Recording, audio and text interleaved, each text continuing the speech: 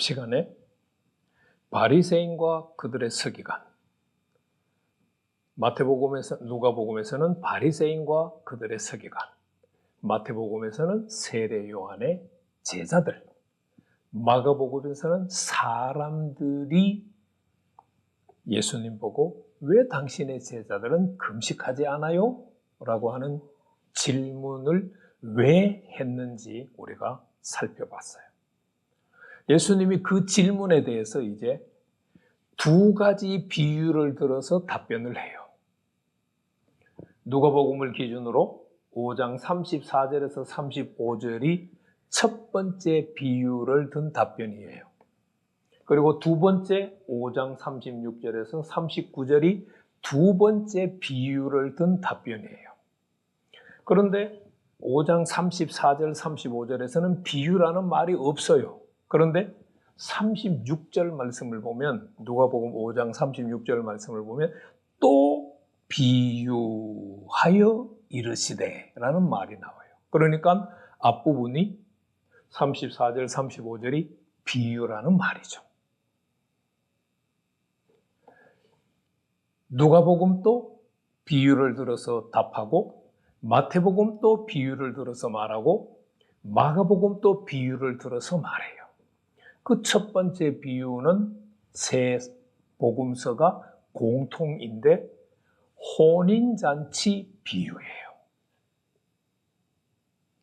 자, 예수님께서 혼인집 손님들이 신랑하고 같이 있어.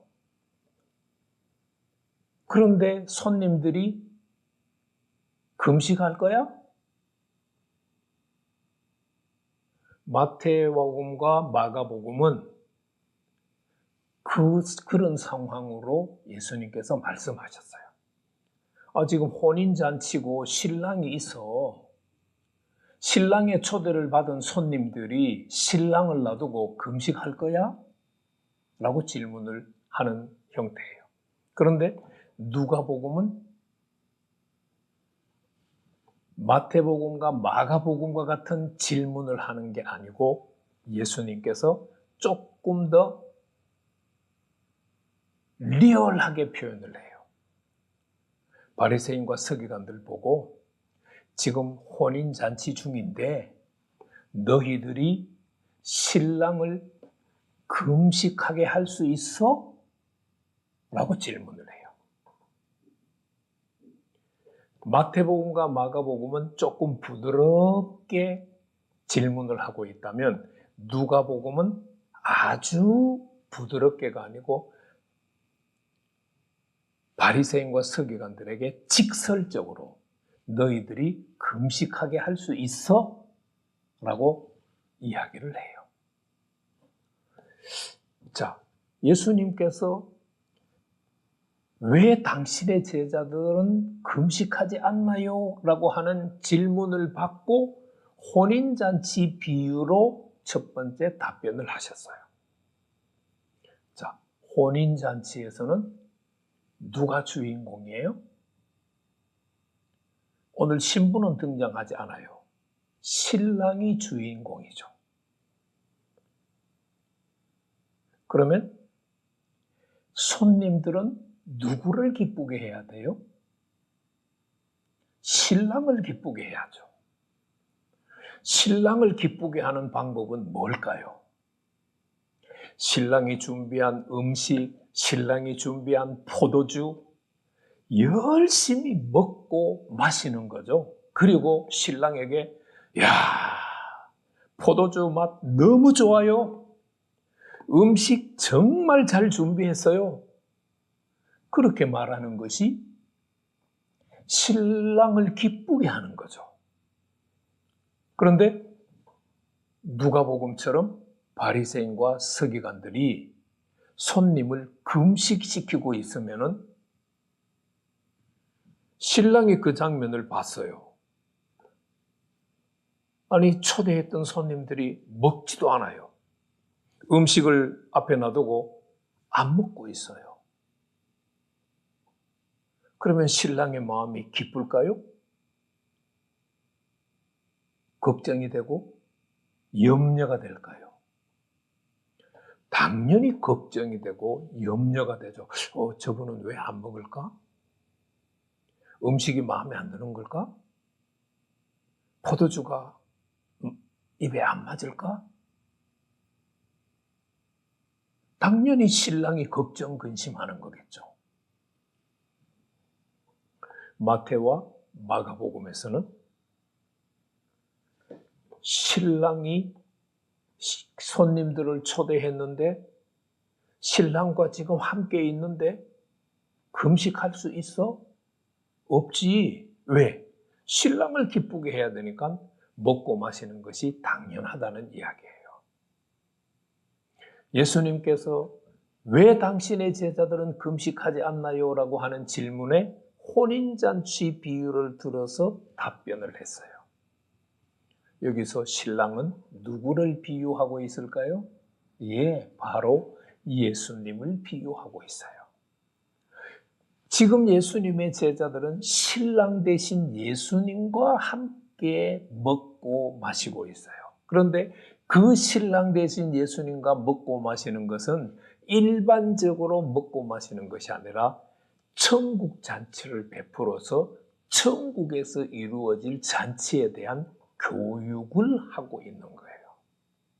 예수님께서 레위를 부르신 사건 앞에 중풍병자를 치료한 사건이 나와요. 중풍병자를 치료했을 때는 죄 사함의 문제를 다루었어요.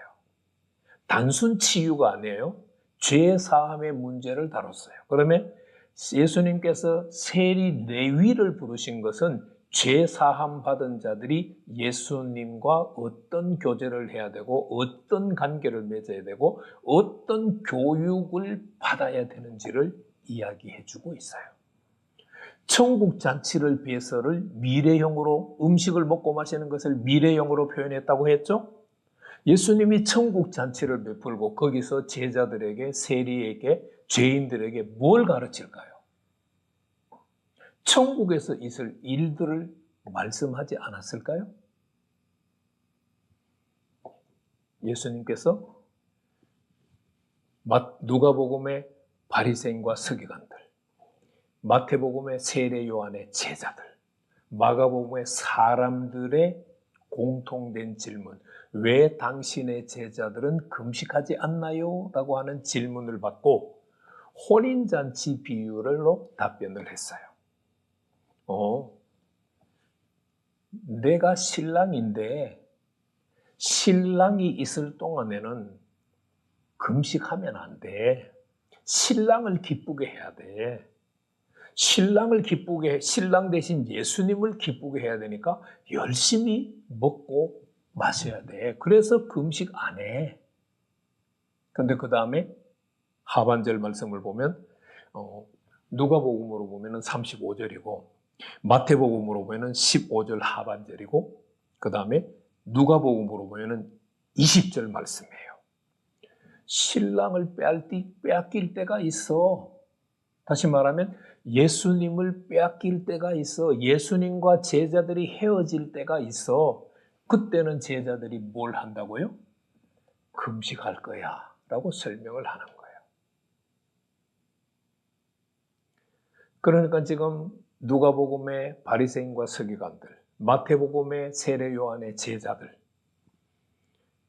마가복음의 사람들이 예수님 보고 왜 당신의 제자들은 금식 안 해요? 라고 하는 질문을 했는데 그 질문이 그렇게 질문한 이유가 지금 예수님의 제자들이 신랑 대신 예수님과 혼인잔치를 하고 있다는 것을 몰랐기 때문에 한 질문이에요. 그래서 예수님께서 혼인잔치 비유를 들어서 신랑과 함께 있을 때 손님들이 금식할 수 있어? 그 신랑은 바로 예수님 자신이에요. 신랑 된 내가, 나와 제자들이 같이 있는데 제자들이 금식을 해? 아니지. 신랑 된 예수님을 기쁘게 해야지. 신랑 된 예수님을 빼앗길 때가 오면 금식할 거야. 그래서 예수님께서 첫 번째는 혼인잔치 비유를 들어서 답변을 했어요. 그러면 누가복음의 바리새인과 서기관들, 마태복음의 세례 요한의 제자들, 마가복음의 사람들이 왜 당신의 제자들이 금식하지 않아요? 라고 하는 질문은 뭘 몰랐기 때문이에요? 예. 예수님이 제자들과 세리와 죄인들과 또 다른 세리들과 먹고 마신 것이 신랑 되신 예수님과 함께 먹고 마신 혼인잔치라는 것을 몰랐기 때문에 한 질문이에요. 그러면 여러분들은 신랑 되신 예수님과 같이 있는데 금식하실래요? 손님들은 누구를 기쁘게 해야 돼요? 혼인잔치에 초대받은 손님들은 누구를 기쁘게 해야 돼요? 신랑을 기쁘게 해야죠. 신랑에게 맞춰줘야죠. 바리새인과 서기관들, 세례 요한의 제자들, 사람들은 예수님께서 신랑이시라는 것을 못 깨달았어요. 하나님께서 이 땅에 보내신 신랑. 그러면 예수님께서 신랑이라는 것을 깨달으면 열심히 예수님과 함께 먹고 마시면서 교제하고 신랑 되신 예수님께로부터 배워야죠. 예수님께서 하나님이 보내신 신랑이라는 사실을 알고 성경 말씀이 기록되어 있지만 열심히 그 성경 말씀을 통해서 신랑 되신 예수님께 천국에 대해서, 하나님의 나라에 대해서 배우시는 여러분들이 되기를 축복합니다.